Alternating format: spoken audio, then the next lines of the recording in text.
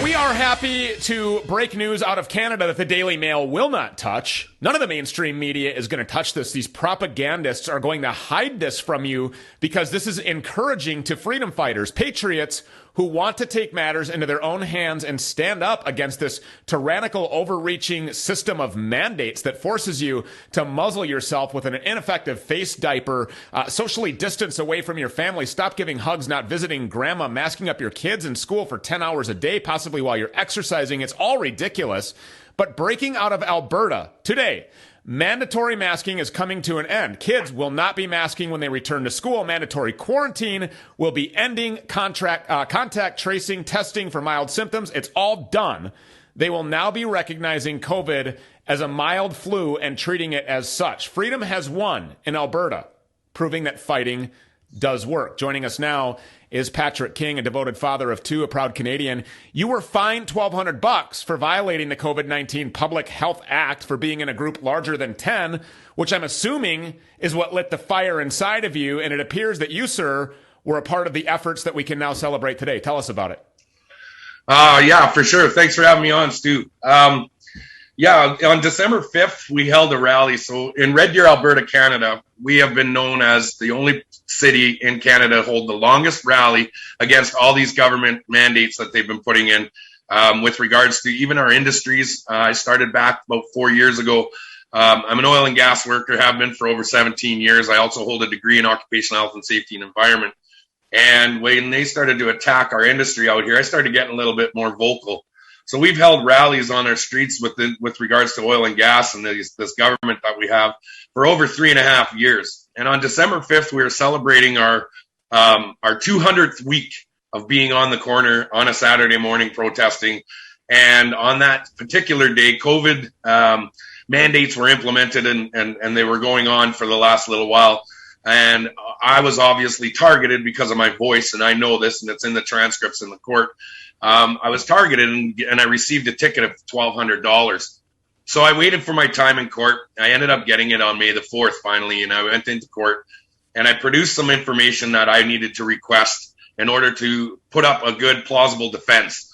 And my material that I requested was the isolation of the SARS-CoV-2 virus, and I wanted it isolated and not in a lab setting or in a PCR test, because we know the PCR tests, they're overspun. We know we're not stupid people. Right. We know, we research, we look. Yes. So in doing that, they kind of shut me out of the court. I was supposed to be in court on May the 18th. All of a sudden once I deliver all of this, and I get told as a self-representative, the judge has to advocate for me and steer me in the right direction, at which time she allowed me to subpoena Dina Hinshaw, who is our chief medical officer of health for Alberta, who basically what my defense was to be was I needed proof that you have isolated the SARS-CoV-2 virus, and that therefore the science would give you the backing for your Public Health Act. Which in plain and simple terms means prove to me that a pandemic exists. Prove to me that we're all going to die. Prove to me that this thing is raging out of control and that people are dying from this thing. 100%. And if they did that, then I would be no problem. I would say, okay, you're right. You've got this. I'll put this mask on. Well, as soon as I subpoenaed her, I got an officer shows up at my door 3 days later. He says, Mr. King, I need your address. I said, oh, you mean the address you're at right now? That address? Yeah, well, I need your email address. And I said, well, the same email address that's on all my correspondence with you guys and all this stuff? You already have it. Well, I need your telephone number. I said, you mean the telephone number that you call me on all the time? And he's kind of looking dumb, and he says, well, I'm just here to tell you that your court case has been canceled. I was like, this can't happen. You can't cancel my court case. And he kind of snickered. Well, I ended up calling the courthouse, got it rescheduled. And upon the rescheduling, I got it in. And next thing I know, I'm being subpoenaed by Dina Hinshaw's lawyers now on a Sunday morning at 11:53 in the morning. I timestamped process server serving me this. In less than 24 hours, I had to be in behind closed chambers with Dina Hinshaw's lawyers and the judges. And I'm like, okay, well, this is odd. This is what's called a procedural violation. You cannot service somebody a subpoena less than 24 hours before court. And I knew they were up to something dirty. When I got the subpoena, we went into court. I get into court the next day. I call procedural violation 100%. They said, yes, it's a procedural violation. I said, okay, Your Honor, well, let's adjourn it to Wednesday. And this would have been July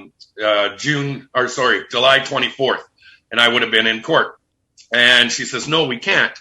I said, Your Honor, this is a procedural violation. And well, when that happened, Dina Hinshaw's lawyer spoke up, and she said, well, Your Honor, Mr. King is requesting evidence that we cannot give. And I was kind of like, what? And I sent you a screenshot of it, and in the screenshot it says, the Chief Medical Officer of Health has no material evidence to provide Mr. King for his defense, which basically means everything that I requested in Schedule A, which is the isolation of the SARS-CoV-2 virus, that needs to be 100% isolated in order to base your scientific facts on these public health acts. You don't have material evidence for this. And they said no. And I had to reiterate again to the lawyer or to the judge. I said, Your